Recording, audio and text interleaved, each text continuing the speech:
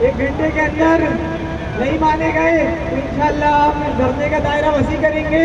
और ये ऐलान भी करते हैं कि आपसे ये मुखातिब थे नाज़िम इस्लामी जमीयत तलबा जामिया कराची और इस बात का अब 1 घंटे बाद अगर यहाँ पर सिंध हुक्मरान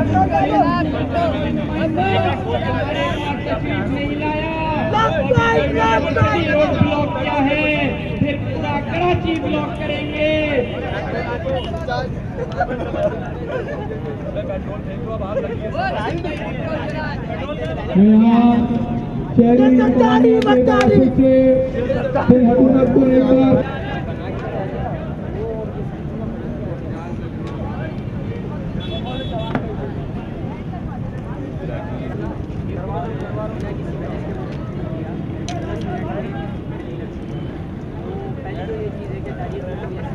नुमाइंदा यहाँ भेज दो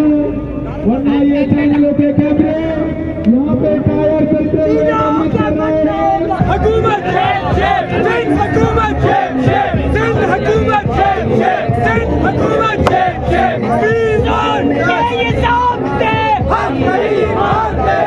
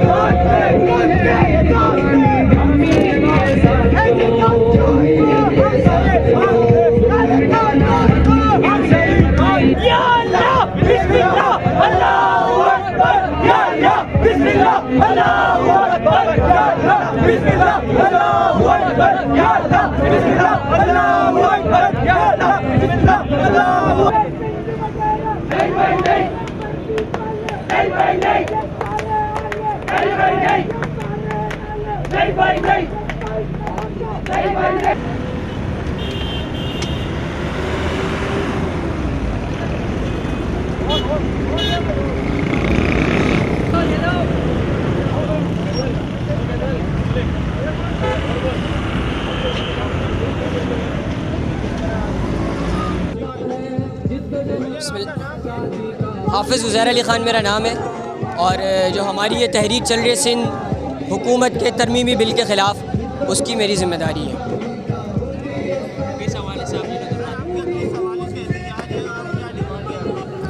देखिए सिंध हुकूमत ने गुज़िश्ता दिनों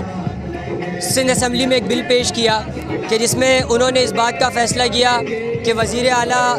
के पास 18वीं तरमीम के तहत जो इख्तियारात आने थे गवर्नर से उसको मुंतकिल कर लिया। लेकिन अगर बात इतनी सादा थी तो हमें इस बात पर कोई एतराज़ नहीं है, लेकिन सिंध हुकूमत ने